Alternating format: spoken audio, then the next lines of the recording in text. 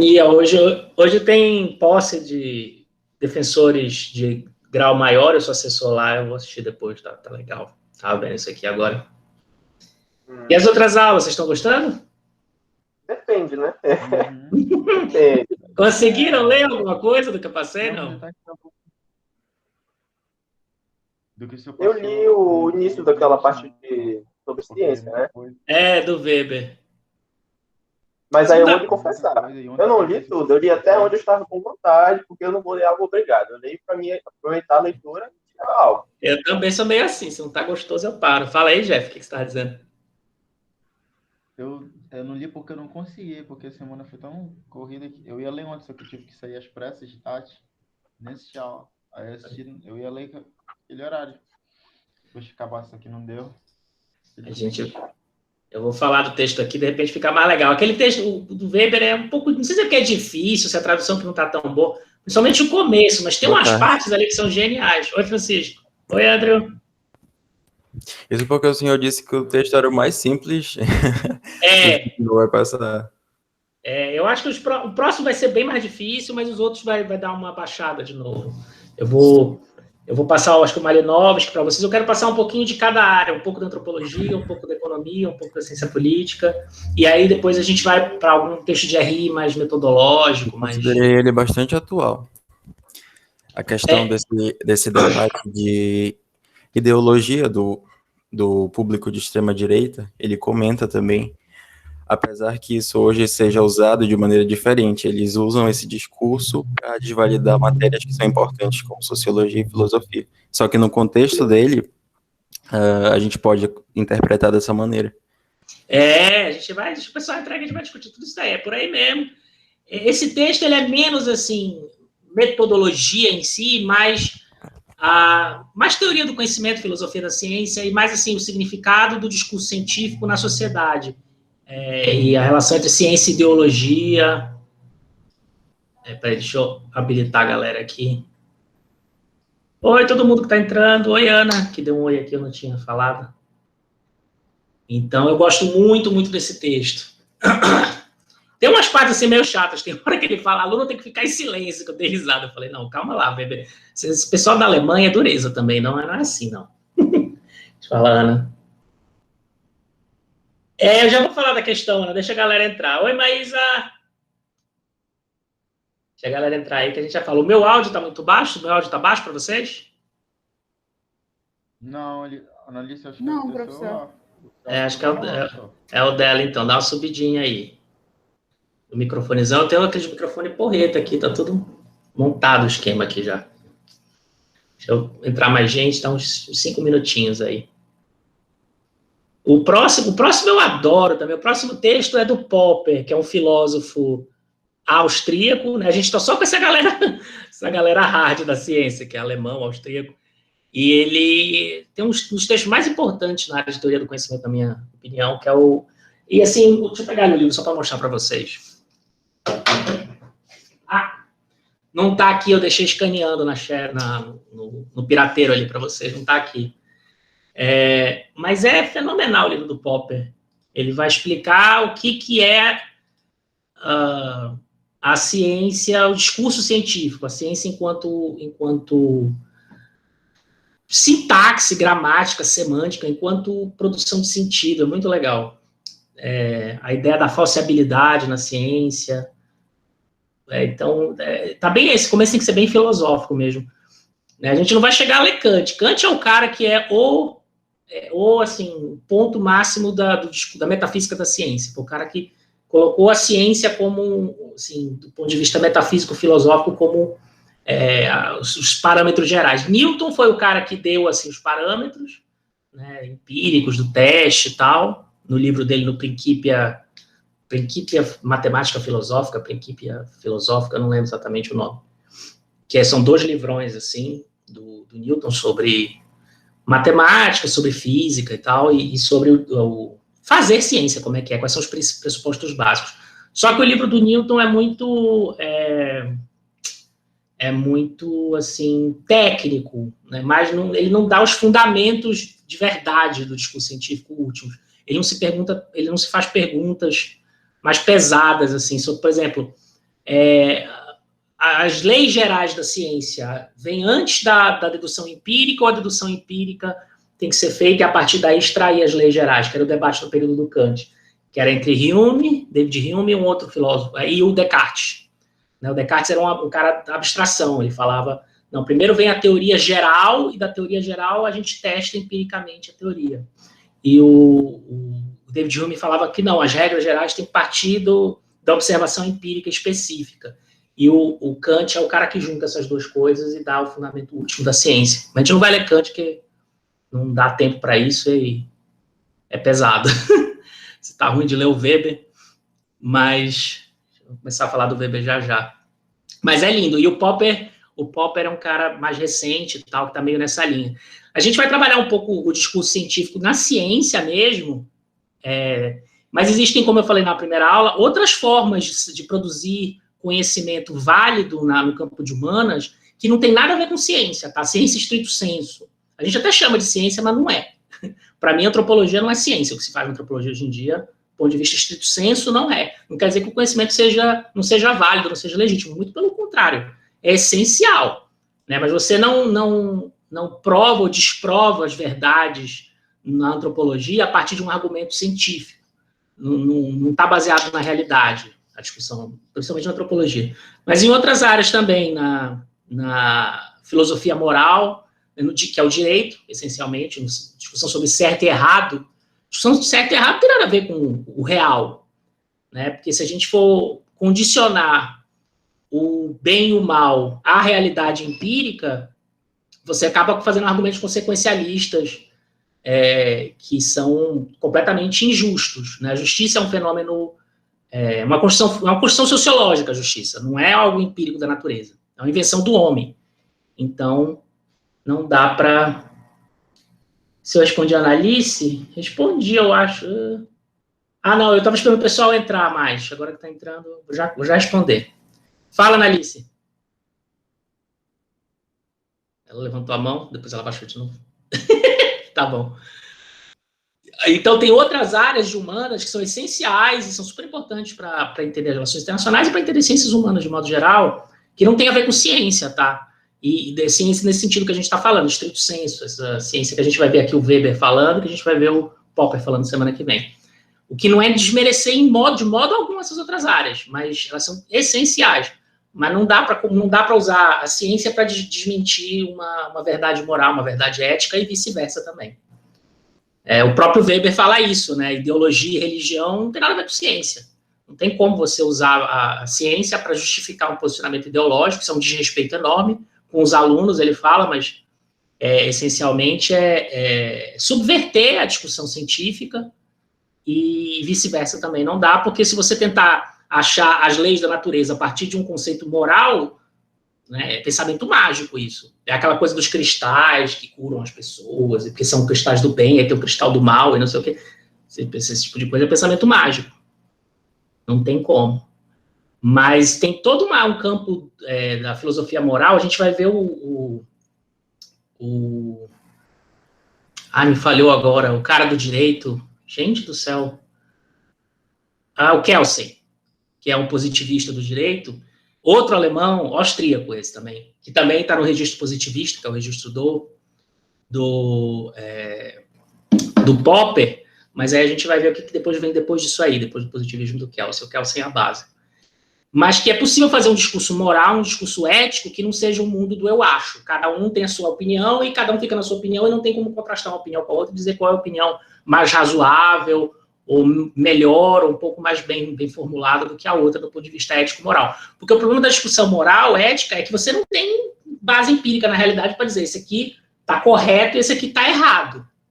Né? O Habermas, que é um filósofo alemão que a gente não vai ver, ele diz o seguinte: quando você desrespeita uma lei da física, o que acontece é que a sua ação é imediatamente ineficaz. Né? Se eu pulo de um prédio achando que vou voar, eu caio.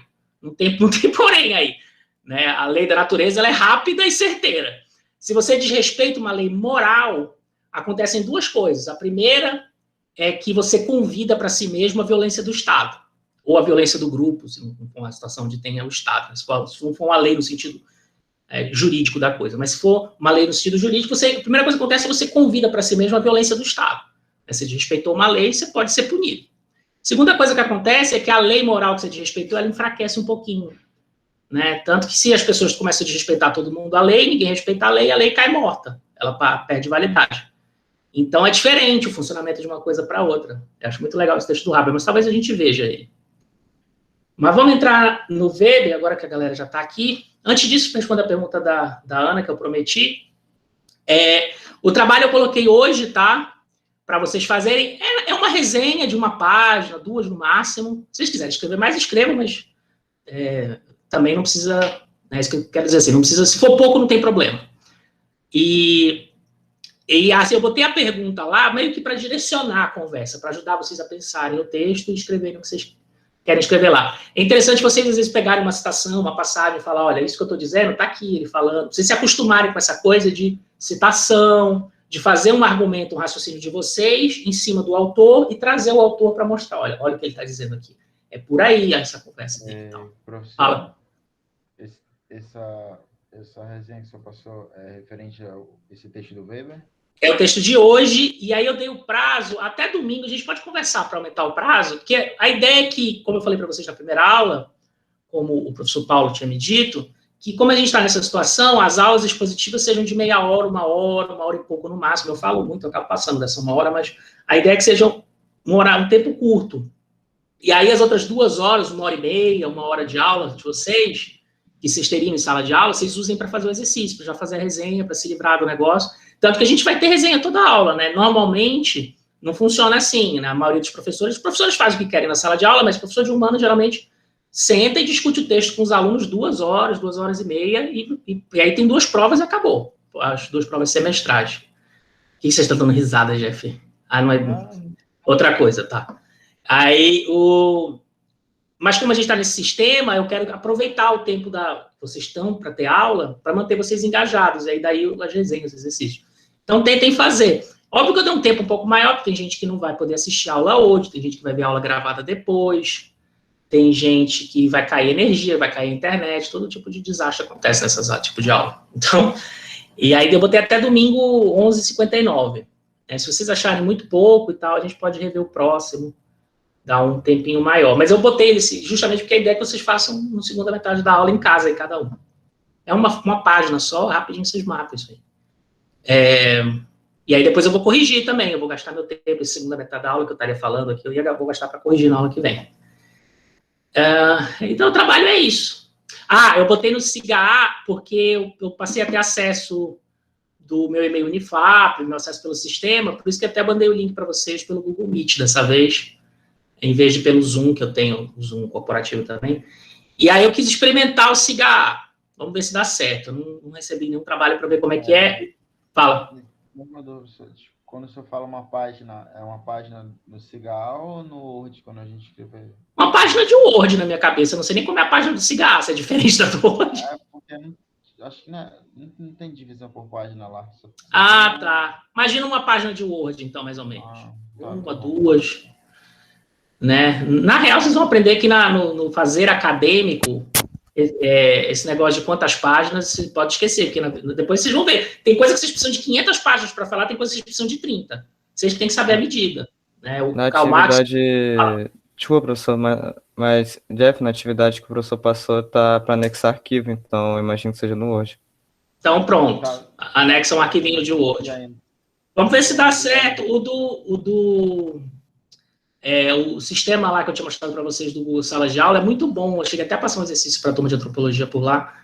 Mas como tem o da Unifap, vamos tentar usar o da Unifap, porque fica registrado lá que vocês fizeram e tal, se der algum bug aí. Chamada, que é uma coisa que tem me perguntado, eu já falei para vocês, por enquanto eu não vou fazer, só se pegarem no meu pé na chefia, na coordenação, se os alunos reclamarem, ou se vocês todos desaparecerem da aula, não aparecer ninguém no dia também, eu vou ficar irritado. Aí eu vou ficar deprimido, sozinho, aí a pessoa desconta a depressão dela nos alunos, né? Aí faz chamada para todo mundo. Mas acho que não vai ser o caso. Então, é isso. Eu vou pegar o texto para vocês, aí eu vou lendo algumas passagens que eu separei. Deixa eu ir abrindo aqui enquanto isso. E aí a gente vai lendo junto. Esse texto tem muita coisa boa, então eu separei muitas passagens para a gente olhar junto aqui. e aí talvez fique meio longo, mas tem muita passagem boa. Eu vou falando e discutindo, né, o que está por trás daquilo ali, por onde que aquela conversa vai, frisando alguns pontos. Deixa eu só abrir aqui. Espera aí. Cadê? Não deu para eu grifar. Se eu tivesse lido antes de mandar para você, já ia até grifado o texto. Tá aqui, deixa eu baixar. Downloads. Tá aqui. Peraí que eu já abro. Deixa armado aqui. Tem alguém pedindo para entrar? Vamos lá. Primeiro, só um parâmetro primeiro para falar para vocês. O Weber, ele é o sociólogo mais famoso do mundo. É o cara da primeira metade do século XIX. Vocês vão ver que a sociologia tem 3 grandes autores, que são os autores formadores da disciplina, são chamados 3 porquinhos. É o Weber, o Marx, Karl Marx, e o Durkheim. Talvez a gente leia um texto do Durkheim também, quando a gente for falar um pouco de metodologia na sociologia. O Durkheim é o maior metodólogo, né, o pai da sociologia. Muita coisa já mudou e tal, tem muita coisa nova, mas ele é o cara primeiro a falar da metodologia na sociologia, e tem uma coisa sensacional no livro dele, que é sobre o suicídio. Ele tem um livro sobre o suicídio, ou suicídio, se não me engano é o título. E ele mostra que a gente pode estudar a sociedade através do que ele chama de fato social, que são explicados por explicações estruturais maiores do que o indivíduo. Que as escolhas dos indivíduos são pautadas ou podem ser explicadas através de regras sociais, estruturas sociais, explicações que são maiores do que o indivíduo. Aí ele pega uma coisa que é a coisa assim, que do ponto de vista, assim, pensamento lugar comum, é a coisa mais individual do mundo, que é a escolha da pessoa se matar. A pessoa pensar, não, sou eu que escolhi me matar, eu não estou sendo pressionado pela sociedade, nem nada e tal, eu me matei porque eu quis. Ele vai mostrar que não. Ele vai mostrar que é possível prever quando vai aumentar o número de suicídio, porque ele tem uma teoria sobre o suicídio que explica quando que as pessoas se matam. E aí, a partir disso, ele vai testar empiricamente, cruzando variáveis e tal. Aí ele mostra que em tempos de desemprego, tempos de guerra, é muito legal de ver isso daí. Talvez a gente pegue ele para falar de sociologia, um pedaço desse livro dele. O Marx vocês conhecem, vocês vão ver bastante dele, né, a teoria dele sobre o capital. É o cara que sacou.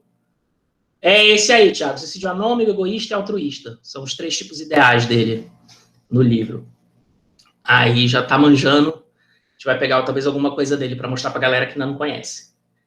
Mas, enfim, aí o Weber é o cara que estava na Alemanha nesse período, é o cara do Ética Protestante e o Espírito do Capitalismo, que é o livro mais conhecido dele, que ele vai mostrar como que uma determinada forma de pensar o mundo estava conectada com a estrutura de produção econômica, que é o capitalismo e o protestantismo. Como essas coisas andaram juntas, com determinados discursos e formas de pensar o mundo, se conectaram com a forma de produção. Né, o calvinismo, particularmente, que é aquela ideia de acumulação, eu vou para o céu se eu guardar dinheiro e tal, que era o contrário do catolicismo na época, que você tinha que dar dinheiro para os pobres,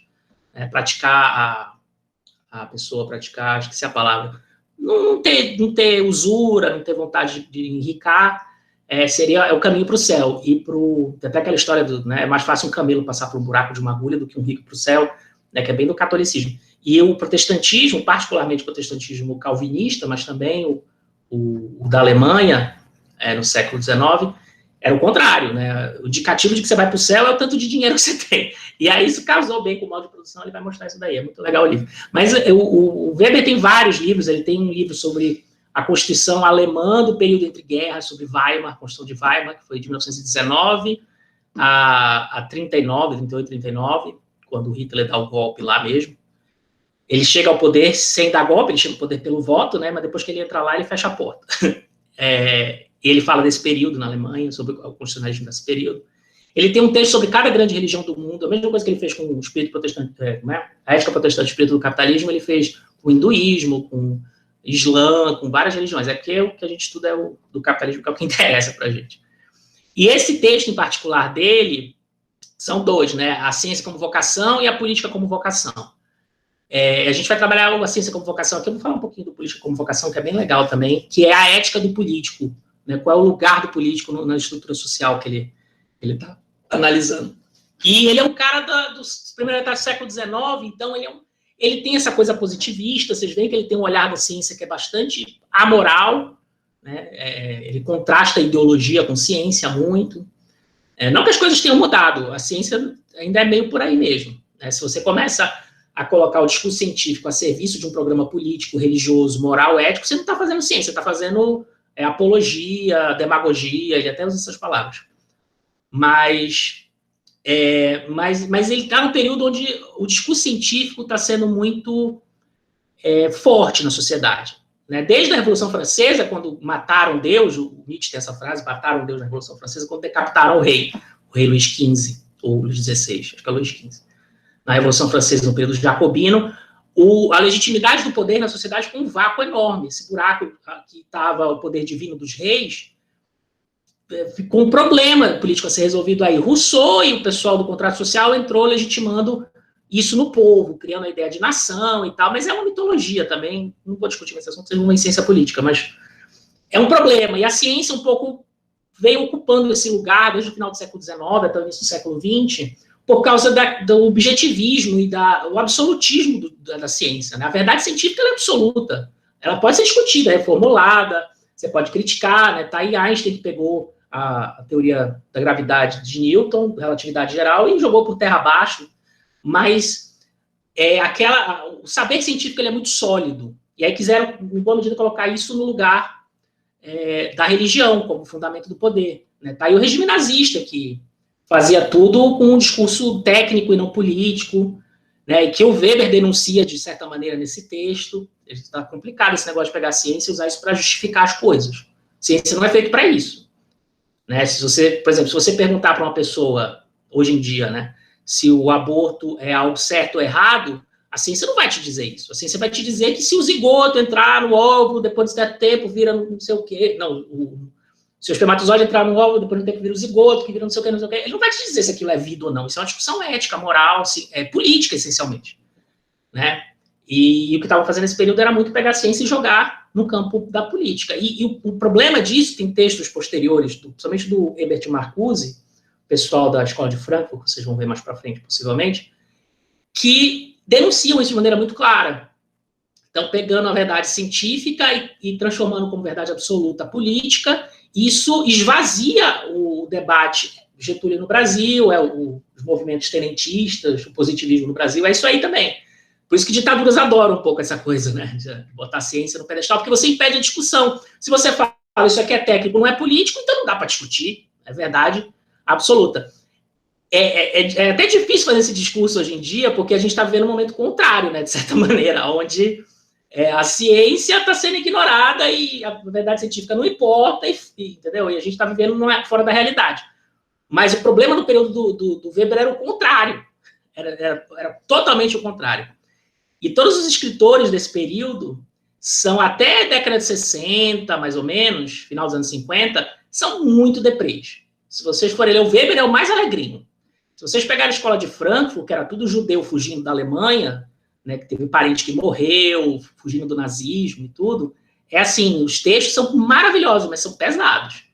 Você tem o existencialismo do Sartre nesse período, e outros autores do período existencialista, do Camus, Albert Camus, o cara que escreveu O Estrangeiro, que escreveu O Homem Revoltado, que é um bom livro para pensar o terrorista, inclusive O Homem Revoltado.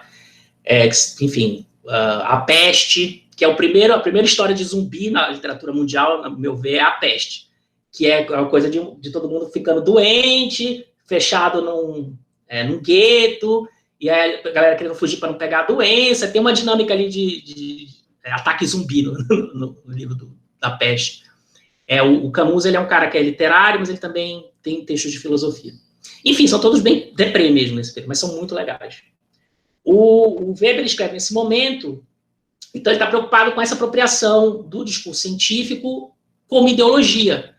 O livro do Marcuse fala de maneira bem expressa, é a técnica e a ciência como ideologia, se não me engano, o título do textinho do Herbert Marcuse, que é um cara da Escola de Frankfurt, que vai falar desse mesmo problema, só vai falar de uma maneira muito mais aprofundada sobre essa questão. Mas eu queria começar com Weber para mostrar o papel da ciência na sociedade, o papel do cientista, né, o que a ciência pode fazer, o que ela não pode fazer, o que ela não consegue dar, o que ela não consegue te informar, o que ela não consegue dizer na sociedade, e o que ela consegue. Por isso que esse texto é muito interessante para isso. Vamos pegar umas passagens aqui. Deixa eu escolher aqui a janelinha. Se vocês estiverem com o texto, quiserem olhar, eu vou botar aqui na tela, vou selecionando algumas partes aqui para a gente olhar junto. Tem a minha cola aqui também, porque eu não pude grifar, porque está na tela. Vou seguir pela minha colinha aqui. E a gente olha junto. Espera aí. Droga. A pessoa tem que ter 2 telas já. Está nessa situação a vida.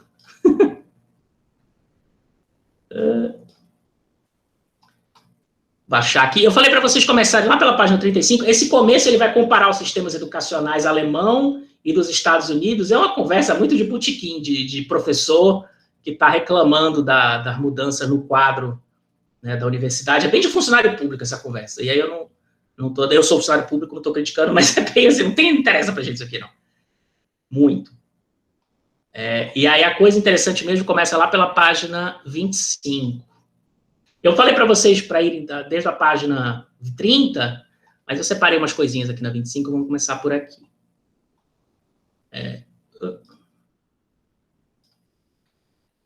A página 25, vocês estão vendo o meu mouse? Página 25 mais para cima. Vocês estão vendo o meu mouse também? Dá para ver, professor. Fica meio apagado, mas dá, não sei se para os outros. Mas... Tá, eu vou tentar mostrar para vocês a passagem e aí a gente segue por aqui. Peraí.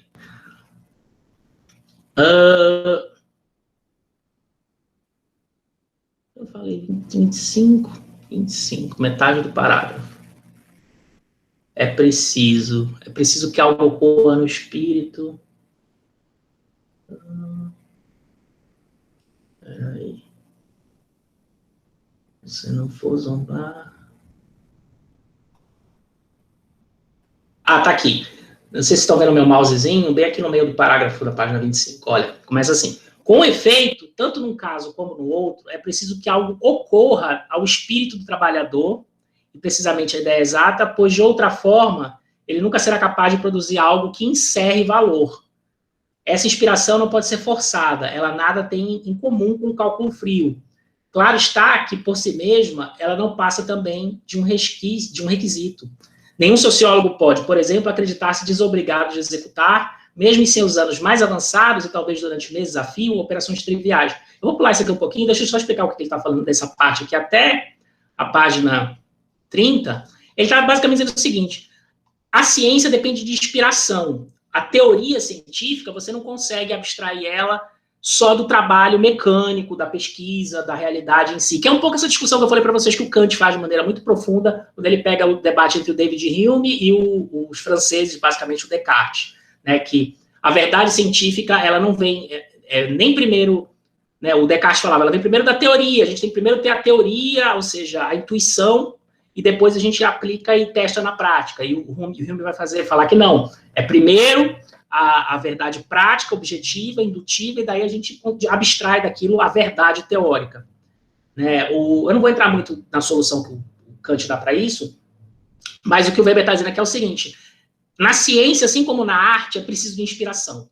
As teorias científicas, em humanas, em exatas, em biológicas, onde for, tem que ter um momento de inspiração, e esse momento não tem nada a ver necessariamente com o trabalho frio, de bater martelo e tal. Mas aí ele vai falar também, nessa parte aqui, mesmo que é importante o labor do cientista de ter contato com a empiria, com o material de pesquisa dele, com o objeto de estudo dele, porque é isso que vai ficar martelando na cabeça dele enquanto o inconsciente trabalha na teoria. Vocês vão ver que vocês começarem a fazer pesquisas, que forem, né, fazer pesquisa na vida, seja na academia, seja em outros ramos, vocês vão ver que vai vir os insights assim na cabeça de vocês no chuveiro e tal, mas só quando vocês estão batendo no trabalho empírico constantemente. Isso ajuda a inspirar a mente de vocês a pensar o problema por outra visão, né?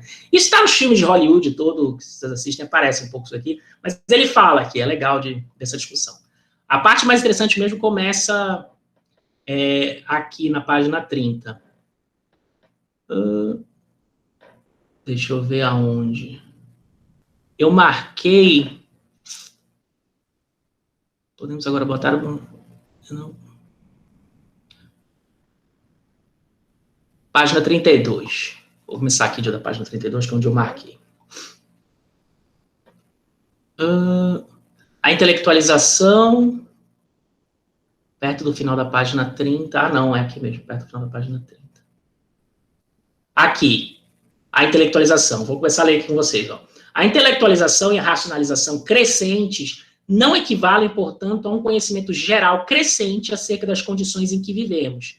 Significam que antes que sabemos ou acreditamos que, a qualquer instante, poderíamos, bastando que o quiséssemos, provar que não existe, em princípio, nenhum poder misterioso, imprevisível, que interfira com o curso das nossas vidas. Em uma palavra, que podemos dominar tudo por meio da previsão. Existe uma fé na ciência, isso é que ele está falando um pouco aqui. A ciência enquanto vocação, a ciência enquanto ética, enquanto crença, enquanto fé, é isso. Não quer dizer que a gente sabe tudo, mas que se a gente quiser e tiver as condições para isso, a gente consegue descobrir tudo. Né? Dominar o mundo, como ele dominar tudo, dominar o mundo por meio da previsão. Essa é a crença na ciência, nesse sentido, tá?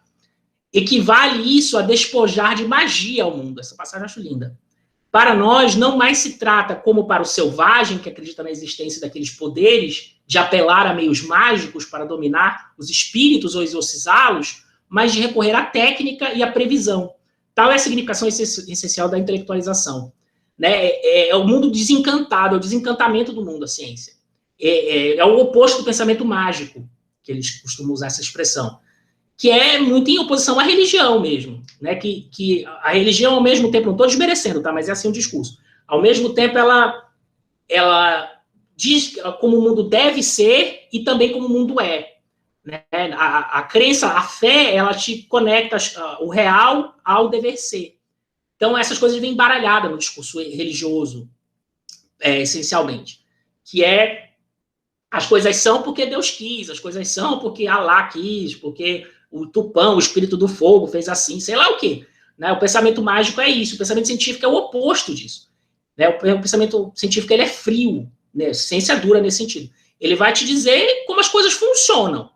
Né? Se isso é ruim ou mal, a ciência não pode te dar essa resposta. Tá? Vamos seguir aqui, porque essa parte toda, até a página 32, é boa. Surge daí uma pergunta nova. Esse processo de desencantamento realizado ao longo dos milênios da civilização ocidental, em termos gerais, esse progresso do qual participa a ciência como elemento e motor, tem significação que ultrapasse essa pura prática, essa pura técnica, ou seja, é possível que a ciência crie sentido, no termo, sentido religioso e político da palavra mesmo.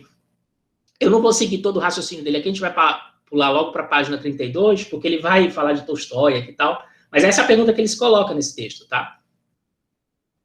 Vamos pegar aqui.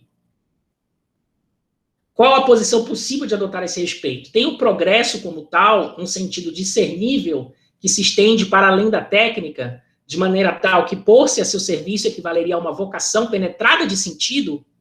É indispensável levantar esse problema. Qual é o sentido da ciência? Qual o sentido que ela dá para as pessoas que praticam ela?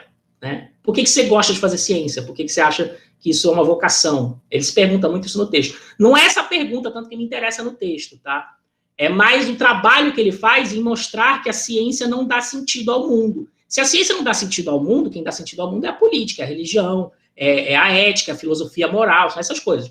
Se ela não dá sentido ao mundo, qual é o sentido de fazer ciência? Essa é a pergunta que ele está se colocando. Né? E aí, nessa parte, ele tenta responder. Eu não vou me pegar tanto essa resposta, porque é uma resposta subjetiva, no final das contas, tá? É você ter uma crença, uma certa fé, de que é importante saber as coisas, como as coisas funcionam, e que se te dá prazer estético saber isso em algum grau, tá? Eu quero pegar mais essa desconstrução que ele faz. Vamos mais para frente um pouquinho aqui, peraí. Onde está o valor? Página 32. Deixa eu ver se dá para ler mais um pouco aqui. Não, Platão não.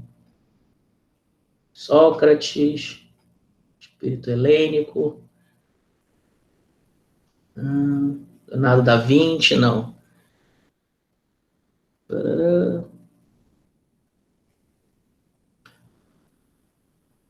35. Ele fala de Nietzsche, né? O niilismo nesse período está muito em voga. O existencialismo é uma coisa que sai do niilismo de Nietzsche. O existencialismo é muito legal, se vocês se meterem a ler um dia. O método do existencialista, o método filosófico, o existencialismo ele se caracteriza por um método. É a pergunta sobre o suicídio também. Por que você não se mata? Essa é a pergunta do existencialista. Se você está no fundo do buraco, nada presta e tal, por que você não se mata? E aí, a partir daí, você consegue achar algumas verdades e tal. É o argumento que o Camus faz. Se vocês leem O Homem Revoltado, O Estrangeiro, aparece muito isso, de uma forma mais literária. A Peste, né? Que é essa situação do campo de concentração, do todo mundo fechado no gueto com uma doença rolando. Você precisa achar sentido no mundo, porque está todo mundo morrendo, a morte está batendo na porta. Então, você precisa de achar algum sentido. O existencialismo, ele tenta fazer o raciocínio dele por aí. Vocês veem como essa galera é depressiva, tá? É o tempo todo essa é a conversa. Vamos seguir aqui, deixa eu pegar uma passagem melhor.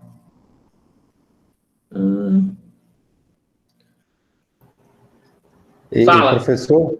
Fala. Desculpa, o senhor fez aí um comentário, né? Você falou que essa galera existencialista, ele parte do niilismo do Nietzsche. Ele não faz uma crítica ao niilismo, pelo menos assim, niilismo de acreditar em nada, sofrer por isso. É que o niilismo que eu digo é o estado em que ele encontra o mundo na hora que ele escreve o Nietzsche. Ele vai falar que o estado do mundo é o estado niilista, porque você matou Deus, tirou Deus de como fundamento último da legitimidade do poder e da realidade, e aí você está um mundo onde as pessoas não têm, assim, uma verdade objetiva onde se apegar, e aí é o niilismo. Aí, óbvio que ele vai criticar isso daí, né? É que o Nietzsche ele não escreve uma teoria, ele escreve passagens, comentários e tal. E o existencialismo é que realmente estrutura isso esse achado niilista, numa metodologia para pensar, filosofia para pensar a vida, a verdade e tal. Eu, particularmente, não sou niilista, mas é muito interessante ver esse raciocínio, porque realmente ele te força a enfrentar verdades duras, quando você pensa dessa maneira. E, enfim, achar o que acha. O Camus, ele vai para o liberalismo, ele pega essa metodologia dele e vai cair no liberalismo político. O Sartre, ao contrário, ele vai cair numa teoria mais socialista, marxista, bem revolucionária mesmo.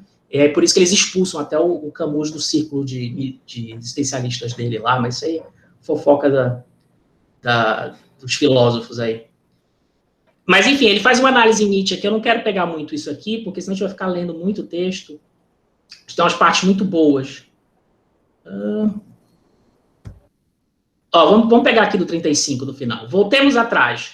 Qual é, afinal, nesses termos, o sentido da ciência enquanto vocação? Se estão destruídas todas as ilusões que nela divisavam o caminho que conduz ao ser verdadeiro, a verdadeira arte, a verdadeira natureza, ao verdadeiro Deus, a verdadeira felicidade. Ele está dizendo que a ciência não faz nada disso aqui. Verdade com V maiúsculo acabou para si, não existe, tá? Aí vai usar Tolstói. Eu quero sair dessa parte dele, falar da arte, que é bacana, mas não é muito útil para a gente aqui. Tá aqui. Tolstói dá essa pergunta a mais simples das respostas, dizendo: ela não tem sentido, pois que não possibilita responder a indagação que realmente nos importa. O que devemos fazer? Como devemos viver? A ciência não consegue responder essas perguntas, tá? De fato, é incontestável que resposta a essas questões não nos é tornada acessível pela ciência. Permanece apenas o problema de saber em que sentido a ciência não nos proporciona resposta alguma e de saber se a ciência poderia ser de alguma utilidade para quem suscite corretamente a indagação. Agora vamos aqui no final da página 35.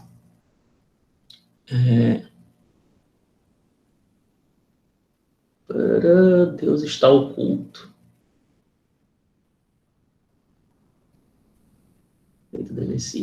Ele fala um pouco da ciência jurídica. Eu não quero discutir muito o olhar que ele tem da ciência jurídica aqui, porque os positivistas têm um olhar muito ruim do direito nesse período ao esvaziar ele de conteúdo moral. O que o Weber está falando da ciência, das ciências duras aqui, tem um grupo de juristas nesse período, e o que a gente vai ler mais para frente... Ai, caramba, me foge o nome dele agora. A gente vai ler mais para frente, ele também faz isso bastante. Eles esvaziam a ciência, o direito do conteúdo normativo dele, ao querer transformar o direito numa ciência. E aí ele passa a não dar resposta mais ao problema da justiça, porque se você transforma o direito numa ciência, ele se esvazia de sentido político. Se ele se esvazia de sentido político, ele não resolve mais o problema do que é justo e o que não é justo. né? Então, eu não quero usar muito a discussão que ele faz sobre... Mas ele fala das outras ciências. Aqui ele vai falar da sociologia, já que nos interessa. Aqui, ó. Detenhamos-nos agora por um instante nas disciplinas que me são familiares.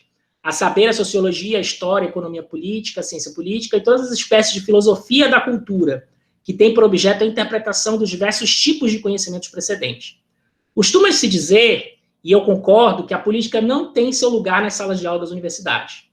Não tem, antes de tudo, no que concerne aos estudantes, aí ele vai descer além alguns colegas dele aqui, mas a política não tem lugar também no que concerne aos docentes, e antes de tudo, quando eles tratam cientificamente de temas políticos, mais do que nunca a política está, então, deslocada.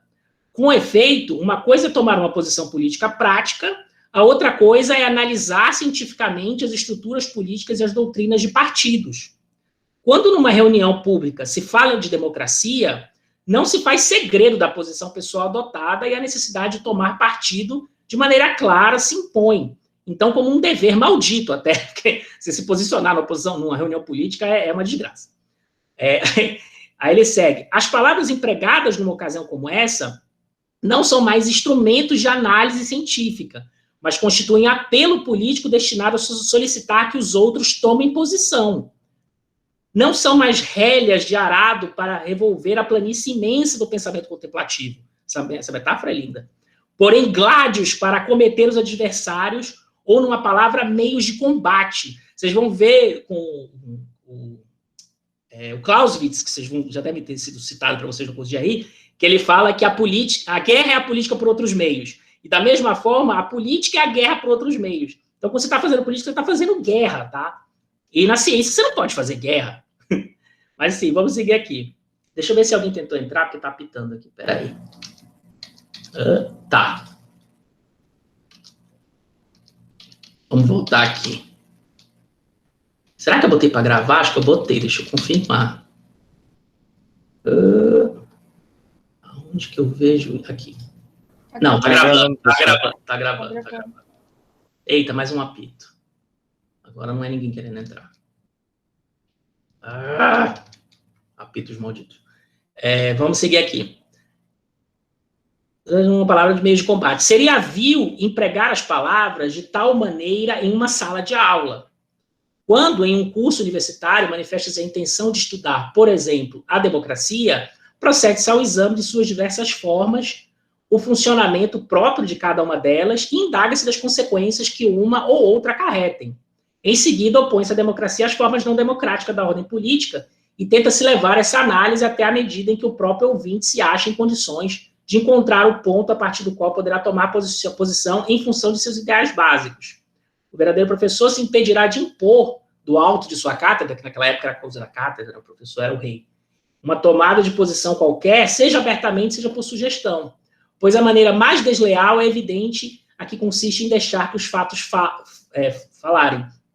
É isso que eu falei para vocês. Você apresentar a verdade científica como uma posição política é uma distorção enorme e é desleal com os alunos, é desleal com outros professores, se você está num debate científico com outros professores, né, é completamente desleal e uma deturpação. O que não quer dizer que o conhecimento de humanas, principalmente, todo o conhecimento, tá, mas o de humanas em particular, não tenha um impacto social.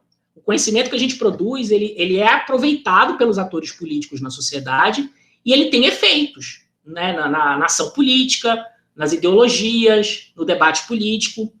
Então, não é isento o que a gente produz em termos de conhecimento na área de humanas, tá? Na economia está cheio de estudo aí mostrando que o conhecimento da economia tem sido altamente deturpado por think tank, grupos de pressão e tal, que pegam, assim, uma coisa da teoria econômica e usam aquilo ali como discurso ideológico e tal. Né? Se a gente pegar coisas, assim, mais próximas da gente, se a gente falar, por exemplo, do cigarro, o tempo que a indústria do cigarro passou inventando pesquisa científica para dizer que o cigarro não fazia mal para as pessoas.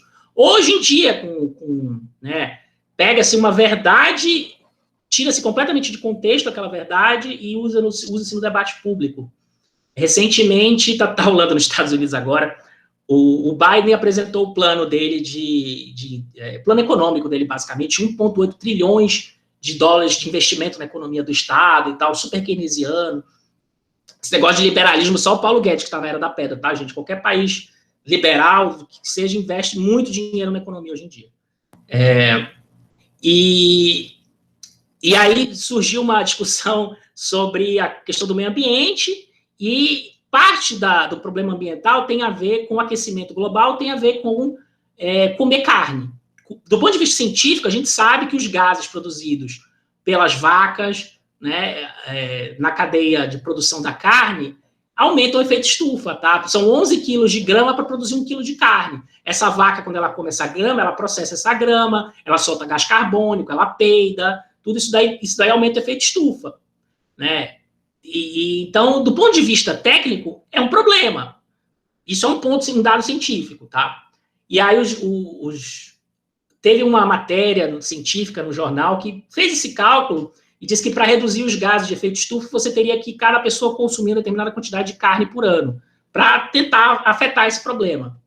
No dia seguinte, saiu no jornal, Fox News, o cacete, dizendo que o Biden disse que o americano agora só vai poder comer 2 hambúrguer por ano, que o plano econômico dele vai fazer os americanos comerem só 2 hambúrguer por ano, que era para acabar com o efeito estufa e tal, aquela apropriação do discurso científico pela política, e não tem nada disso. Primeiro que o plano do Biden não fala nada. Imagina que o cara vai tentar proibir os americanos de comer carne. Ele é defenestrado na rua. No dia seguinte, ele sai aperreado no chicote, ele é enforcado no Capitólio no dia seguinte. Ele não consegue isso.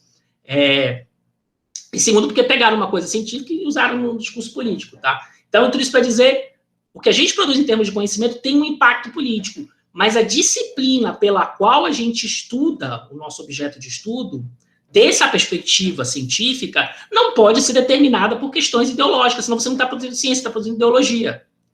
Então, é isso que o Weber está apontando. Outra coisa importante que vocês têm que saber também é que até as escolhas que você faz, em termos de objeto, em termos de como você vai colocar o problema de pesquisa, que é uma pergunta, tem que ser sempre uma pergunta, uma dúvida honesta sua, sobre um determinado tema, ele tem uma linha ideológica, não que tem uma linha ideológica, mas ele tem uma origem de posicionamento político, de alguma maneira. Por exemplo, eu pesquiso, de certa maneira, na minha pesquisa, eu trabalho com a minha pesquisa de mestrado, qual que é o impacto do processo legislativo no emendamento constitucional. E toda a linha de literatura com que eu trabalhei reforça e aponta o problema dos custos decisórios do processo político brasileiro. Né, vocês vão ver ciência política, mas o Brasil ele tem custos altíssimos para tomar decisão comparativamente com outros países. A gente é um país presidencialista, com 3 níveis de governo, com um Supremo Tribunal Federal que apita em tudo nesse país, o judiciário que tem poder para decidir sobre tudo, os juízes são independentes e tal, isso tem um custo. A gente tem 20, 30 partidos no Congresso Nacional, então para você juntar a maioria é uma luta nesse país. E aí é um troca-troca partidário, né? Esse viés antimajoritário tem um custo político, e eu mostro esse custo político no emendamento da Constituição brasileira, mas isso dá para ver de diversas maneiras, tá? Isso tem um viés, tem digamos, não é uma posição política, mas tem um ponto por trás, que é valorizar a vontade da maioria, valorizar a democracia, valorizar a vontade do povo, que é o que legitima o processo político democrático, tá? A vontade da maioria. Tem a discussão sobre até que ponto a vontade da maioria pode entrar nos direitos das minorias e tal, eu não quero entrar nesse ponto agora com vocês. Mas o meu ponto é usar isso como exemplo para mostrar para vocês que existe um framework, que é do liberalismo, né, a democracia liberal contemporânea, por trás do meu problema de pesquisa. Só que ele não eu não montei ele para confirmar o que eu já achava. Inclusive, é comum a gente fazer uma pesquisa e no meio dela ver que o que a gente tinha proposto, né, como tese, como palpite, não é aquilo que está acontecendo na realidade. Uma boa pesquisa, ela vai descobrir, inclusive, coisas que você não imaginou que você ia descobrir. E, muitas vezes, coisas que é contrário àquilo que você achava. E isso não é uma coisa ruim. Né? O achado negativo também é um achado na ciência, inclusive nas ciências humanas. E um cientista que faça boa ciência, ele tem que se respeitar esse processo.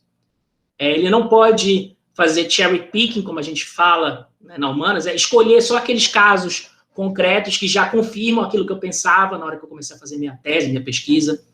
Eu tenho que fazer uma escolha de um recorte metodológico que dê conta do problema. Eu não posso escolher só aquelas coisas que me favorecem, ou que concordam com a teoria que eu apresentei. né? Então, tem uma série de efeitos no desenho metodológico da pesquisa, uma postura dessas. É que nem um jornalista sério. O jornalismo é muito parecido nesse ponto, porque o jornalismo está preocupado com investigar a verdade também, né, dos fatos. Pelo menos o jornalismo sério. O jornal, ele tem uma linha editorial. Todo jornal tem. Que vai dar, digamos assim, um viés, um olhar, vai frame aquela questão de uma determinada maneira que tem um olhar político aquilo ali. Mas o repórter, quando ele vai fazer a reportagem, ele precisa averiguar os fatos, ele precisa perguntar para as pessoas. E muitas vezes o que foi desenhado lá atrás muda, inclusive por causa desse questionamento. A ciência é meio por aí. Né? E é isso que o Weber está falando um pouco nessa parte aqui. Vamos seguir mais no texto aqui, deixa eu voltar para a minha colinha aqui. Vamos seguir aqui na página 39 mesmo, porque tá bom aqui. Por que razões, em essência, devemos abster-nos? Presumo que certo número de meus respeitáveis colegas opinará no sentido de que, em geral, impossível pôr em prática esses escrúpulos pessoais e que possível seria, fora de propósito, adotar precauções semelhantes. Ora, não se pode demonstrar a ninguém aquilo em que consiste o dever de um professor universitário. Dele nunca se poderá exigir mais do que a probidade intelectual, em outras palavras, a obrigação de reconhecer que constituem dois tipos de problemas heterogêneos, de uma parte, o estabelecimento de fatos, a determinação das realidades matemáticas e lógicas, ou a identificação das estruturas intrínsecas dos valores culturais e, de outra parte, a resposta a questões concernentes ao valor da cultura, de seus conteúdos particulares, ou a questões relativas à maneira como se deveria agir na cidade em meio a agrupamentos políticos. Quando ele fala aqui de valor, de dever, agir e tal, ele está falando de ética, moral e política, ele não está falando de ciência, tá? Apesar que a gente vai ver que certos conhecimentos nas humanas estão preocupados com o valor, mas é em descrever o valor e não em prescrever o valor. A antropologia faz muito isso, tá? Quando ela vai analisar a economia de sentido de uma determinada cultura, ela vai descrever o valor que aquela cultura, aquelas pessoas, aqueles indivíduos naquela sociedade dão às suas trocas, às relações que tem entre si, mas é descritivo, não é prescritivo. O que o Weber está falando aqui é prescritivo. É isso que o cientista não pode fazer. Se me fosse perguntado neste momento por que esta última série de questões deve ser excluída de uma sala de aula, eu responderia que o profeta e o demagogo estão deslocados em uma cátedra universitária. Quer dizer, o cara que faz isso é um profeta ou é um demagogo. Se ele está na universidade querendo dizer como é que as pessoas devem agir. Porque o profeta, ele sabe o futuro, e o demagogo, ele está enrolando as pessoas. Tanto o profeta como o demagogo, cabe dizer, vá à rua, fale em público, né? Vá ao parlamento, sobe no banquinho da praça e começa a gritar, que nem a galera faz lá na Praça da Sé, em São Paulo, quando está treinando para ser padre. Ou naquela praça de Londres, tem uma praça de Londres, que tem um banquinho que as pessoas vão discutir política, elas levantam lá e ficam fazendo oratória, é uma coisa assim, desde o século XVII, XVI e tal. O que vale dizer que ele fale em lugar onde possa ser criticado. Aí ele vai falar que é uma coisa que é chata, mas não é isso, tá, gente? Ele vai dizer que o professor fala e os alunos têm que ficar calados.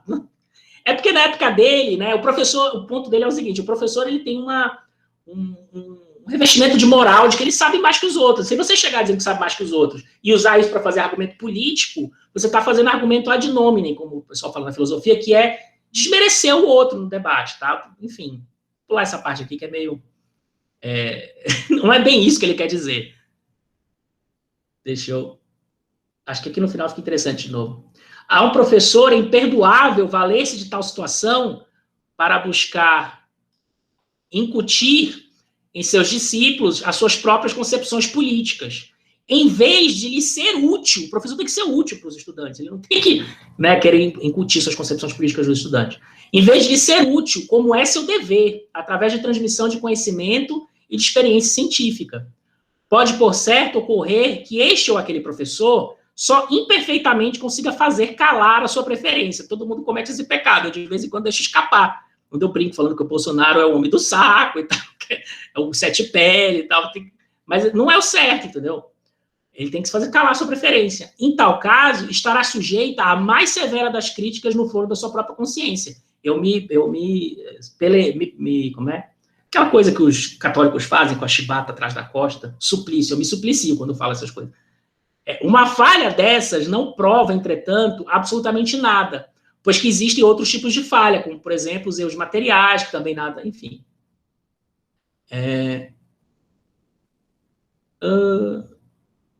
Além disso, exatamente em nome do interesse da ciência, que eu condeno essa forma de proceder. Recorrendo às obras de nossos historiadores, tenho condições de lhe fornecer prova de que, sempre que um homem da ciência permite que se manifestem seus próprios juízos de valor, ele perde a compreensão integral dos fatos.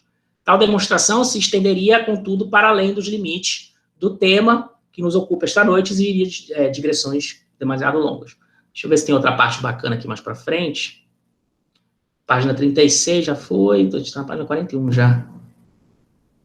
Gostaria apenas até método... Opa. 45. Tá acabando já, tá, gente? Postar as considerações, página 45. É bem aqui, ó, bem no comecinho de tá a estrela. Apostar as considerações... Deixa eu só ver até onde vai aqui, peraí. Demagogo. Apostar as considerações, os senhores poderão dizer, se assim é, qual, em essência, a contribuição positiva da ciência para a vida prática e pessoal? Essa pergunta, de novo, levanta o problema do papel da ciência. Essa pergunta é essencial, né? Se a ciência não pode fazer nada disso que eu estou dizendo, o que a ciência pode fazer, afinal de contas? Por que ela é importante? Em primeiro lugar, a ciência nos coloca naturalmente a ciência coloca naturalmente à nossa disposição certo número de conhecimentos que nos permitem dominar tecnicamente a vida por meio da previsão, controlar a natureza, né? Tanto no que se refere à esfera das coisas exteriores, como ao campo da atividade dos homens. Os senhores replicarão, afinal de contas, isso não passa do comércio de legumes ao jovem norte-americano? É que ele fala que os cientistas norte-americanos pecam por ser muito pragmáticos e práticos. Tem uma disputa até hoje, tá, no campo, deixa eu até voltar aqui com a minha carinha com vocês, tem uma disputa até hoje no campo do conhecimento em humanas, principalmente, produzido nos Estados Unidos versus aquele produzido na Europa continental, que e na Inglaterra também, no continente europeu.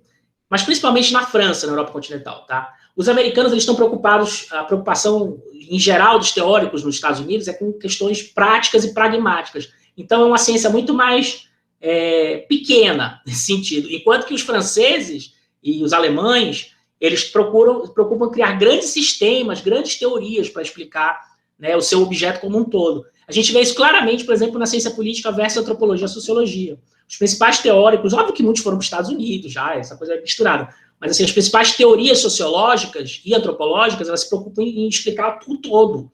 Né? Karl Marx queria explicar a economia no mundo. E não só a economia, mas todos os sistemas econômicos, capitalista, a evolução das estruturas das instituições políticas e econômicas da humanidade. Né? Se a gente pegar caras mais atuais, como o Bourdieu, por exemplo, que vai querer explicar toda a sociologia, toda a sociedade, como é que a sociedade funciona e tal, são grandes teorias. Né? E você puxa um desses caras, cai uma biblioteca na cabeça de vocês. O Habermas, o Bourdieu, o Luhmann, que são filósofos que talvez vocês tenham algum contato. Os americanos não, eles estão preocupados em coisas muito mais pragmáticas e pequenas. E os cientistas políticos, nesse ponto, a ciência política mais dura, essa preocupada com explicação, com causalidade, eles têm muito mais um pé nos Estados Unidos, porque eles estão preocupados com teoria de curto alcance, curto e médio alcance. Fala, colega. Então, essa concepção do americano ser limitado no conhecimento já vem de muito tempo. Por exemplo, sobre geografia, história, numa parte do livro ele fala que os norte-americanos estudam muito menos que os europeus, que o resto do mundo. Então, por exemplo, eles não sabem o básico de geografia, não sabem o básico de história. Então, isso vem de muito tempo. Eu fiquei um pouco surpreso de ler isso. É um pouco preconceito isso também, tá? Porque, na real, os Estados Unidos têm de tudo. É o país mais rico do mundo, então você vai encontrar as melhores universidades, os melhores pesquisadores, muita gente da Europa vai fazer pesquisa lá, tem mais dinheiro e tal. Mas, assim, do modo geral, né, a escolaridade americana é muito baixa, até porque a escola pública lá é muito ruim, se você comparar com a Europa, que é onde a gente está comparando, onde o ensino é público. Inclusive, na Alemanha, não existe ensino privado, que é para não existir desigualdade no ensino. Então, outro viés. Mas não só isso, do ponto de vista epistemológico, do que foi produzido em termos de teoria dos dois lados do Atlântico, as teorias produzidas na Europa tendem a ser muito mais filosóficas, muito mais grandiosas, tá? Que não quer dizer que são melhores ou piores, enfim. E os sociólogos e os antropólogos, em geral, bebem muito dos cientistas europeus, dos americanos também, mas bebem mais lá. Os cientistas políticos bebem mais na ciência política americana, que também tem na Europa, tá? Essas coisas migram. O cara se forma em Frankfurt e vai ser professor em Colômbia, nos Estados Unidos. Não tem, essa coisa transita hoje em dia. Mas, e nessa época dele... Fala. Mas, tipo, nos Estados Unidos, por mais que eles não focam muito na escolaridade, por exemplo, em relação à história e geografia mundial.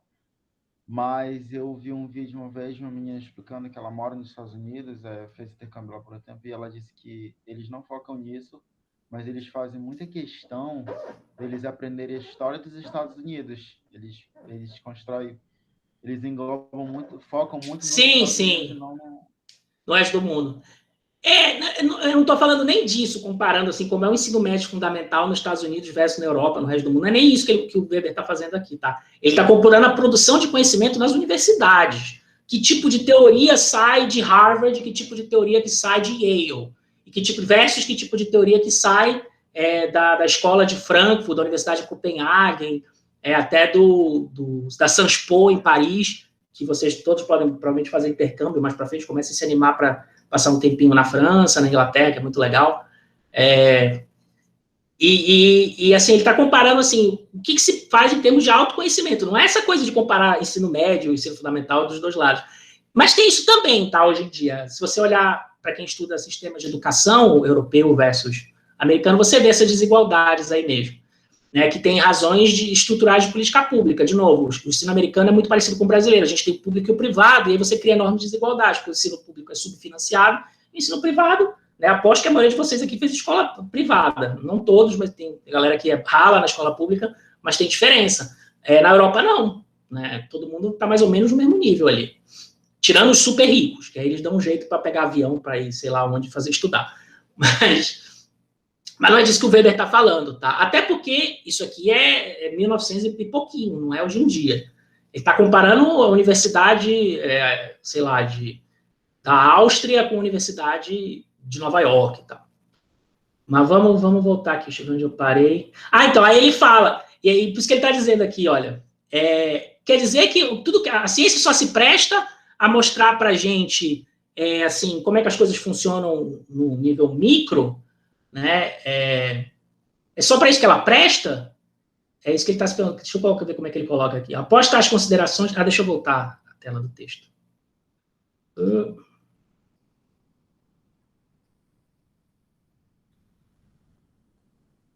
Certo, voltou. Após tais considerações, os senhores poderão dizer, se assim qual é a contribuição da ciência? Em primeiro lugar, a ciência coloca naturalmente à nossa disposição certo número de conhecimentos que nos permitem dominar tecnicamente a vida por meio da previsão, tanto no que se refere à esfera das coisas exteriores como ao campo das atitudes do homem. O que ele está dizendo aqui? Então, o primeiro valor da ciência, a primeira coisa que ela faz, que nenhuma outra área, né, da produção humana faz, explicar para a gente como as coisas funcionam no micro, né? Ensinar para a gente que o motor elétrico produz menos carvão que o motor a diesel, tem um carbon footprint menor, que a energia elétrica é melhor para o meio ambiente. São coisas pequenas, tá? Do ponto de vista do que ele quer. Está se perguntando aqui, de novo, porque os filósofos, e o pessoal com quem ele está conversando aqui é filosofia do mais alto nível nesse período, alemães, eles querem explicações para a vida, para o universo, a verdade do mundo. Eles querem coisas mais pesadas aí. E ele está dizendo, a ciência não faz isso. A ciência não pode fazer isso, tá? Ela não pode dizer o que é a boa vida, o que é o bom governo, como nós deveríamos agir assim, o assado. A ciência não faz isso. Ele está dizendo que a ciência faz é só isso aqui, primeira coisa, tá? Mostrar como é que as coisas funcionam. Aí ele está dizendo, os senhores replicarão, afinal de contas, isso não passa do comércio de legumes do jovem norte-americano? Quer dizer, ele está dizendo, isso de fazer a pequena ciência seria o comércio de legumes. Eu não li o resto do texto aqui, mas é isso. Ele está dizendo assim que isso aí é vender batata. Explicar para como as coisas funcionam para as pessoas é coisa pouca, café pequeno. Ele está dizendo para os colegas dele que os colegas dele diriam para ele quando ele afirmasse que é isso que a ciência pode fazer. Eu não acho que isso é café pequeno, tá, gente? Ainda mais hoje em dia, né, que a gente está vendo a situação das coisas. Mas, assim, vocês verem como o alemão está preocupado em fazer coisa maior. A briga lá da academia lá é construir sistemas muito mais maiores do que simplesmente explicar como o mundo funciona. Mas, enfim, vamos seguir aqui. Em segundo lugar, esse eu acho que é mais importante até, tá? A ciência nos fornece algo que o comércio de legumes não pode, por certo, proporcionar. Métodos de pensamento, isso é, instrumentos e uma disciplina. Senhores retrucarão, talvez que não se trata agora de legumes, porém dos meios através dos quais obtermos os legumes. Assim seja. Admitamos-lo por enquanto. Felizmente, não chegamos ainda ao fim da jornada. Temos a possibilidade de apontar para uma terceira vantagem. A ciência contribui para a clareza, com a condição de que nós, os cientistas, de antemão, a possuamos. Ele está dizendo nessa parte aqui, basicamente, que além de explicar como as coisas funcionam, a ciência nos oferece um método de pensar o mundo e as coisas mais reflexivo, né?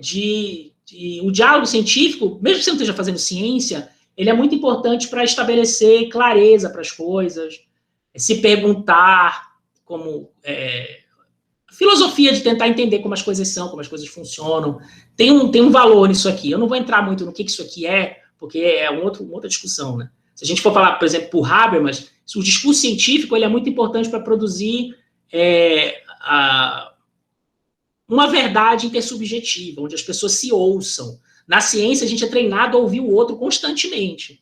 E na ciência, a gente é treinado, inclusive, a estar errado constantemente. E isso é horrível para o ego da gente, tá? Vocês vão sofrer isso daí na vida bastante ainda, na faculdade e depois dela, mesmo que vocês não continuem, que é estudar e sentar na frente para ouvir tudo que está errado com o que você fez. É basicamente isso que a gente faz. Né? Numa banca de mestrado, numa banca de doutorado, numa monografia de TCC, vocês passam 1 ano, 2, 3, 4 pesquisando um assunto, se matando de estudar, lendo livros e livros, para sentar e ouvir 3, 4, 5 pessoas dizerem para você o que está errado, o que você podia ter feito diferente, por que aquilo não está muito bom. Isso é horrível para o ego da pessoa. Mas quando a gente é treinado esse debate, isso inspira na gente a capacidade de ouvir o outro muito bem. E a ciência proporciona isso, tá? Não é só a ciência que proporciona isso, mas a ciência proporciona muito isso. Saber se autocriticar. Se você conseguir se autocriticar sem se autodestruir, você aprende a ter você aprende até a ter um ego melhor, enfim, pensar melhor a si mesmo sobre o mundo. É um processo difícil, né? Vocês vão passar por isso bastante aí. Mas já passaram, quando vocês estudaram para fazer a prova do vestibular, e chega lá, não passa porque, vamos dizer, porque vocês não sabiam e tal. Então, mas assim, quando você passa por esse ritual, você aprende a ouvir o outro muito. Né? Atentar para o que o outro está dizendo, pensar no que o outro está dizendo, e tentar refletir e responder ou não aquilo. No discurso político, é o contrário, você não espera para ouvir o outro, você quer só esperar a sua vez de falar. Mas tudo bem, porque a política é assim mesmo. Tá? Mas, enfim... Então, isso a ciência proporciona. Vou voltar aqui para ver se eu encerro, porque já são, de novo, 3 e 5. Deixa eu voltar para o texto aqui. Deixa eu ver onde eu parei para ir logo para os finalmente. Em segundo lugar... Quando se adota esta ou aquela posição, será preciso, de acordo com o procedimento científico, aplicar tais ou quais meios para conduzir o projeto a bom termo. Poderá ocorrer que, em certo momento, os métodos apresentem um caráter que nos obrigue a recusá-los. Nesse caso, será preciso escolher entre o fim e os meios inevitáveis que esse fim exige. O fim ou não justifica os meios. O professor só pode mostrar a necessidade da escolha, mas não pode ir além caso se limite ao seu papel de professor e não queira transformar-se em demagogo. Esse ponto aqui é essencial no pensamento desse período, principalmente do Weber, tá? Só pontuar isso bem. A discussão sobre fins e meios. Vocês vão ver isso muito nas ciências humanas, vocês vão ver isso muito em RI, se os fins justificam os meios, até que ponto os fins justificam os meios. A razão weberiana, que é ele que é o cara grande desse período que fala, que a gente pode discutir, a ciência, ela discute quais são os meios para atingir aquele fim, mas os fins são políticos. A escolha dos fins é sempre uma discussão política. Agora, quais os meios necessários para atingir aquele fim é uma discussão técnica, portanto, científica. É a razão de meios afins. Tá? Que o Marcuse e que o Habermas vão criticar lá na frente, dizer que essa razão de meios afins, ela contaminou todo mundo da vida política nesse período no mundo, a partir daí. Né, que é a explicação científica. Você começa a dar explicação técnica científica para razões políticas, isso é um problema. O Weber já está apontando que isso é um problema fazer, quando ele escreveu esse texto. Né, mas que a ciência ela pode te dar os meios afins. Tem uma discussão, por exemplo, na guerra, que o Clausewitz faz, e vários autores fazem, que é o exército, as forças militares, elas vão te dar vão te dizer os meios necessários para atingir o fim, mas quem diz o fim é a política. Então, se um determinado país busca conquistar um território, sei lá, o território da Alsácia-Lorena, lá na fronteira da Alemanha com a França, o militar vai te dizer, ok, a gente precisa desse tanto de tanque, desse tanto de soldado, desse tanto de avião, desse tanto de bomba, desse tanto de rifle, para fazer o que você está querendo que a gente faça, se você quiser que seja feito. Né? Então, a discussão sobre fins e meios é essencial na guerra, inclusive, porque se você não tem fins bem definidos e saber os meios que você dispõe para tentar alcançar esses fins, a guerra vira guerra infinita. Você não sabe quando é que acaba. Problema da guerra do Iraque, problema da guerra do Afeganistão. O fim da guerra mudou o tempo todo. O tempo todo o Bush dizia, não é para achar armas de destruição em massa, não é para levar a democracia para o Iraque, não é não sei o quê, mudava o fim toda semana. Por isso que a guerra não acaba nunca. Porque se você não tem os fins bem definidos, os meios, você não sabe quanto de dinheiro você precisa, quantos porta-avião, quanto, enfim. Né? É uma discussão importante. Essa discussão sobre meios afins é o Weber que coloca primeiro. E ele coloca, essa é a razão científica. Aqui diz quais são os meios necessários. Os fins a ciência não dá. Não tem como ela dar, porque os fins têm a ver com sentido, com dever, com a política, com a religião, né? Religião e política são muito iguais para o Weber, tá? Religião, política, ideologia, tudo a mesma coisa para o Weber. É o discurso do mundo que dá sentido ao mundo, que dá encantamento ao mundo, né? E a gente precisa disso para viver também, tá? A gente não vive só de ciência, não. A gente precisa ter um sentido para a nossa vida, essencialmente. Tá? O que o Weber está dizendo, a ciência não faz isso. Sinto muito, ela não vai te dar. E isso é difícil de lidar, tá? Particularmente para os cientistas sociais, porque a maioria do pessoal de humanas, eles têm uma vontade de intervir no mundo, eles têm uma visão política do mundo, de querer melhorar o mundo. Né? Eles têm uma visão ideológica sobre as coisas, a maioria de esquerda, mas nem todos. E aí eles se batem muito com isso, de os conhecimentos técnicos, científicos, e a verdade ideológica que eles têm. Então, é uma equação difícil para todo mundo, tá? Em particular para os cientistas sociais. Vamos ver se eu consigo concluir aqui. Vamos voltar para aqui para o textinho. Preste atenção nessa ideia. Meios afins. Razão de meios afins. Isso vai aparecer no curso de vocês direto, tá?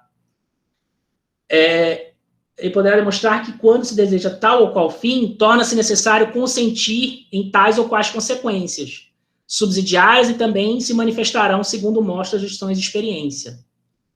Deixa eu ver se eu pulo algumas coisas aqui, que a gente já passou do nosso tempo. 47. Falhando a ciência, a última linha. Aqui na página 47, a última linha. Falhando a ciência, onde poderemos obter uma resposta para a pergunta: o que devemos fazer? E como devemos organizar nossa vida? Ou, colocando o problema em termos empregados esta noite, que Deus devemos servir dentre os muitos que se combatem? Devemos talvez servir um outro Deus, mas qual? A essa indagação eu responderei: procurem um profeta ou um salvador. Procurem um político, procurem um padre, procurem um juiz, um advogado, mas não me procurem, ele está dizendo. E se esse salvador não mais existe, ou se não é mais ouvida a sua mensagem, estejam certos de que não conseguirão fazê-los descer à terra apenas porque milhares de professores, transformados em pequenos profetas privilegiados e pagos pelo Estado, procuram desempenhar esse papel em uma sala de aula. Dizendo que os professores não vão dar isso para vocês, tá? Eles não podem, porque eles não estão fazendo ciência. Por esse caminho, só se conseguirá uma coisa, e é impedir a geração jovem de se dar conta de um fato decisivo. O profeta, que tantos integrantes da nova geração chamam a plena voz, não mais existe. Além disso, só se conseguirá impedir que essa geração apreenda o significado amplo de tal ausência. Estou certo de que não se presta nenhum serviço a uma pessoa que vibra com a religião quando dela se esconde como, aliás, dos mais jovens, que seu destino é o de viver numa época indiferente a Deus e aos profetas, que é a época que ele viveu, né? Ou quando, aos olhos de tal pessoa, se dissimula aquela situação fundamental por meio de sucedâneos, que são as profecias feitas do alto de uma cátedra universitária. Quer dizer, se o professor começa a pregar na sala de aula, das duas, ou ele está enganando os alunos, ou ele está impedindo que os alunos percebam que, na verdade, eles precisam fazer luta política para alcançar os objetivos que eles querem na vida, porque esses objetivos que estão dados por aí não satisfazem mais ao mundo que eles estão crescendo. Né? É um pouco isso aqui, tá? Deixa eu ver se eu corro mais. Vamos Vamos para a página 51. O destino do nosso tempo. Já no finalzinho. Aqui. O destino do nosso tempo, que se caracteriza pela racionalização, pela intelectualização e, sobretudo, pelo desencantamento do mundo, levou os homens a banirem da vida pública os valores supremos e mais sublimes. Esse parágrafo é lindo. Que é o período que ele está passando, tá? Muito isso forte. Mais do que hoje em dia. Até a Segunda Guerra Mundial, o mundo está desencantado demais. A gente não tem sentido muito as coisas, tá? A moral, a ética se perdeu muito. Isso colocou o discurso técnico no lugar, né? O discurso técnico e não político. Se vocês lerem mais para frente o julgamento de Eichmann, escrito pela Hannah Arendt, que é o julgamento de Eichmann em Jerusalém, o livro chama Eichmann em Jerusalém, que é sobre um nazista que é pego pelos israelenses e é levado para o tribunal de guerra lá em Israel. Quando perguntam para ele por que ele fez tudo o que ele fez, por que ele botou os judeus para ir para o campo de concentração, por que ele mandou gaseificar não sei quantos judeus, por que mais de milhões e milhões de judeus que ele pessoalmente assinou no papel para entrar no trem, para ir para o campo de concentração, sabendo que a pessoa ia morrer, ia sofrer atrocidades humanas lá e tal. A resposta dele era a seguinte: eu estava seguindo ordens. As leis do meu país diziam para fazer aquilo. Quem são vocês aqui para me julgarem se as pessoas eleitas do meu país, os democratas, né, eleita democraticamente, chegaram ao poder de acordo com a Constituição, né, seguindo as leis, as regras, não por essas regras não me punem. Que direito é esse para além do Estado, do direito do Estado Nacional, que vocês querem me empurrar goela abaixo? Eu estava seguindo ordens. Né? É muito isso aqui, esse mundo do desencanto. Não tem moral, não tem ética, não tem Deus na história mais, não tem justiça. A gente vai ver com o Kelsen que a discussão de justiça se esvaziou no positivismo jurídico, tá? Apesar de ser muito importante estabelecer as bases do positivismo. Porque é isso, é o mundo do desencanto que ele tá. Depois de 50 a coisa melhora, mas nunca volta a ser o que era no medieval, tá? Quando tinha Deus lá no céu e a gente obedecia ao rei e tal, os padres. Enfim, existia um fundamento de legitimidade última que conectava o dever ser ao ser, que conectava a moral e a justiça e o bem e o mal ao funcionamento do universo. O que a modernidade faz, e faz isso desde o século XVII, tá? No século XX, quando o Weber escreve, já está feito, já está Inês está morta já, mas o que a modernidade faz é separar e quebrar esse laço entre legitimidade, bem e mal, certo e errado, Deus e a terra, do funcionamento do universo. A ciência mostra isso de maneira muito clara, que o mundo não funciona como diz na Bíblia. É isso. E é um mundo desencantado, tá? Ele está falando aqui. Intelectualização e, sobretudo, pelo desencantamento do mundo. Levou os homens a banirem da vida pública os valores supremos e mais sublimes. Deixa eu seguir aqui, que já é o final. Até sublimes, é isso aqui. Aí tem mais coisinhas aqui, mas já passei até da hora. O que eu ia mostrar para vocês hoje. Tem o texto da política, que eu só vou falar rapidinho para vocês, quem quiser ler, é muito legal esse texto também. Ele vai falar do papel do político, tá? Mas o que é a ética política, o que se espera de um político e tal. Mas eu não vou entrar nisso, porque já passou do tempo aqui de vocês. Talvez uma outra aula se der tempo, porque não é o tema do curso. Aí o Elian entrando aí. Ei, Elian, chegou no fim da aula. Tá, senhores? Perguntas? Gostaram do velho Weber? Eu acho muito bonito esse texto. Nenhuma dúvida, professor. Tiago, da política, leia. Se você puder ler, leia. O ideal é que eu passe leituras a mais para vocês. Eu estou passando só o que vocês têm que ler para aula, mas assim, o professor ele tem que passar a leitura obrigatória. Você sempre tem que estar em dívida com a leitura. Se eu estiver fazendo meu trabalho direitinho, você sempre tem que estar assim, eu li tudo, mas não deu para ler tudo. Se tiver um aluno na sala que leu tudo, eu não fiz o meu trabalho direito. Vocês têm que ter coisas assim que vocês não leram, e vocês têm que falar, porra, você deveria ter lido. Mas, enfim, tá nessa correria, eu tive que montar as aulas e estou tendo que montar em cima da hora. Mas o texto, a política como vocação, é muito bacana também. Ele vai fazer uma análise maquiavélica do político. O que é o político maquiavélico? E aí o que tem que ser? O político é aquele que não se importa com os meios, ele está sempre preocupado com os fins. E fodam-se os meios. Tá? O político está sempre em guerra. Ele está sempre em guerra para atingir o objetivo dele. Se esse objetivo é nobre ou não, eu não sei, mas ele está atrás do objetivo dele. Mas, enfim, eu não vou entrar no texto, porque senão... Tá? Perguntinhas, sei lá, coisas passagens, vocês queiram comentar que vocês gostaram. Senão tudo bem também, não tem problema. O colega ia falar, desistiu? Não, eu ia comentar, professor, que essa discussão final a respeito do método me lembra muito o livro do Bauman, né? Modernidade e Holocausto.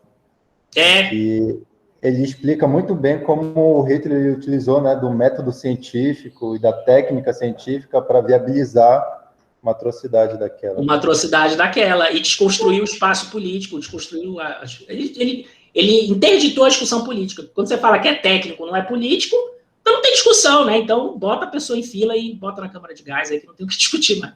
É isso. Mas o Weber, ele é um dos fundadores do pensamento racional, dessa razão de meios afins, e já nos textos dele ele fala, olha, não dá para fazer isso. Isso que a galera está começando a fazer, porque ele escreve isso aí em 1915, 1920, por aí. Esse negócio aí não vai dar certo, não. Ele já está falando que vai dar problema lá na frente. Vai dar BO lá no futuro. Vai dar BO, isso já está dando e vai dar muito BO isso no futuro. Próxima aula a gente vai ver o velho Popper. O Popper é mais pesado, mas depois eu acho alguma coisa mais leve. Depois acho que a gente vai ler os Argonautas que é um antropólogo, é um cara da antropologia. São os Argonautas no Pacífico, que é o Malinowski. O Malinowski ele vai falar sobre como é que ele fez pesquisa de campo com uma sociedade indígena, nativa, lá no Oceano Pacífico, que ele passou 31 meses lá fazendo caderno de campo. Aí vocês vão ver como é a metodologia na antropologia, que não é esse troço que eu estou lendo para vocês aqui, não. Isso aqui é ciência. A antropologia não faz ciência. Não deixa os antropólogos me ouvir falando isso, que eu apanho, mas eles não fazem, tá? Eles fazem outra coisa que é muito importante, é muito legal, é essencial, mas não é ciência, desse jeito que a gente está lendo aqui. Mas não. Por que o antropólogo não faz ciência? Porque a preocupação dele não é com causalidade, não é com explicar como as coisas funcionam. Não faz ciência nesse sentido estrito que eu estou dizendo, tá? Que é como Newton, como Kant fala da ciência, como o Weber está falando da ciência, que é essa razão de meios afins. O antropólogo não faz isso de forma alguma. Os antropólogos que tentaram fazer isso no século XIX estavam legitimando o racismo. Era aqueles antropólogos tipo Lombroso que falavam que eu sei como é o... Não, os antropólogos que justificavam, não, o africano, ele é um ser inferior, porque você olha pelo tamanho da cabeça, né, os olhos, então ele não é superior como o homem branco europeu. Tem texto maluco, assim, na antropologia desse período. Os antropólogos, eles jogaram para longe o discurso científico. Eles não querem saber de fazer ciência, porque a ciência é um controle do mundo, né? E se você... Deixa eu colocar de outro jeito. Os antropólogos, quando eles vão pesquisar, eles estão preocupados em ouvir o outro. A alteridade, que é o método antropológico, de tentar entender uma cultura pelos próprios indivíduos dessa cultura, e não chegar com a minha ideia de cultura e tentar classificar aquela cultura dentro da minha ideia pré-criada, a minha teoria sobre o que deve ser a cultura. Então, enfim, quando a gente for ver o texto do Malinowski, a gente vai ver isso daí, mas, assim, não tem nada de ciência nesse sentido que a gente está vendo aqui, tá? E o que não desmerece em nada, é essencial fazer o trabalho do antropólogo. Mesma coisa o jurista, mesma coisa o pessoal do direito, que faz ciência do direito, que eles chamam de ciência, mas também não é ciência, que é discutir dever ser, o certo e o errado, o bem e o mal, o justo e o injusto. Isso daí é essencial para a humanidade, para a gente, para todo mundo. É um conhecimento essencial nas humanas, mas não é ciência, tá? Porque não é algo objetivo. Beijos. Eu vou deixar a aula gravada, eu vou mandar os links para vocês, tudo aí e tal. Trabalhinho até domingo no final do dia. Tentem fazer agora, se vocês tiverem gás aí. E professor, fala. Eu tava vendo cigarro e eu não sei se é só no meu cigarro, não sei, mas eu acabei de ver e o senhor disse que é para domingo, mas tá lá só para semana que vem. Tá? Porra, deixa eu mudar aqui então e botar... Não ia falar nada, né? Deixa eu só ver, tá? Depois ele ia vir comentar que ele ia vir cobrar da gente. Tem que ter uma CDF, né, galera? Tem que ter uma CDF. Não, mas acabou com o trabalho, mano. Se tiver assim, eu vou deixar assim. Deixa eu só ver se eu não fiz errado, se eu fiz alguma besteira. Acabou com o esquema. Acabou com o esquema. Deixa eu ver aqui, peraí. Deixa eu até botar a tela para vocês verem também. A leitura da próxima aula tá no cigarro. Ainda não tá, gente. Eu mandei piratear hoje, eu vou botar de hoje para amanhã, assim que eu tiver um tempinho de ir lá no pirateiro e pegar o arquivo, eu jogo para vocês. Mas tem na internet. Pode dar um spoiler? Posso. A metodologia científica do Karl Popper. Vou já botar aqui na tela para vocês. Deixa eu só olhar o cigarro primeiro. Não é o livro todo, tá? Porque é um catatal. Tem na internet esse livro de graça, dá para baixar o PDF dele, mas eu quis escanear o meu, porque tem os meus grifos, às vezes. E aí ajuda vocês. Espera aí, deixa eu... CIGA. Avaliação. Põe Karl Popper. Karl com K. K-A-R-L. Karl Popper. Popper com 2P. P-O-P-P-E-R. Fundamentos. Tá aqui. Plano de curso. Participantes. Cadê? Atividades. Eu não sei nem mexer nisso aqui direito. Tá pro dia 9, né? Não. Que porra. Hoje é dia 30. Não, dia 9 é demais também. Deixa eu ver se eu consigo editar, senão... Não vou botar para domingo, mas também não vou botar para o dia 9, né? Tá dia 9. Vamos botar para quinta-feira, então, tá? Vocês têm uma semana para fazer. Depois eu vou começar a tentar botar para domingo, viu? Cadê? Eu botei, em vez de eu botar dia 2, eu botei dia 9. Foi esse meu erro. Eu vou botar, então, para o dia... Quinta-feira, dia 6. Atualizar. Pronto, acho que dá certo agora. Tá?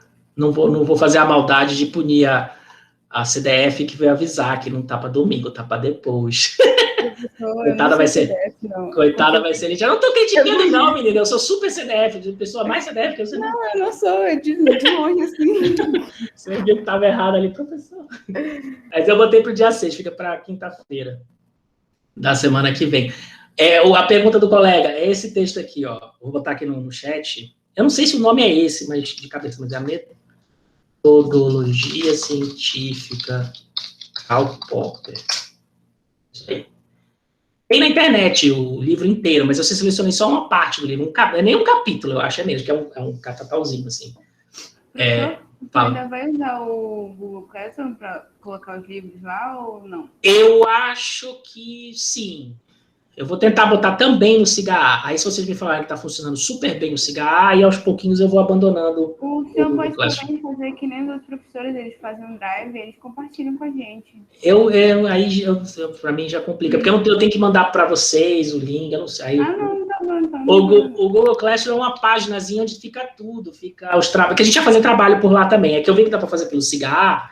E aí, sei lá, se a Unifap vai pegar no meu pé, se eu avaliar vocês tudo por fora do CIGA, depois vai me falar, cadê a prova deles? Aí eu vou dizer, pois eu fiz no Google Classroom, mas vou falar, não, mas tinha que ser feito aqui. Aí, burocracia é uma merda, vai me dar problema. Como eu ainda não estou entrando aos poucos aqui, eu não quero... Eu vou tentar usar o CIGA, mas eu vou manter o Google Classroom alimentado também, com notícia, com texto, vou procurar sempre botar lá os links para aula, para quem perdeu a aula. Deixa eu ver se eu até parei de gravar. Para quem perdeu a aula, também vou jogar para lá, se quem quiser assistir depois e tal.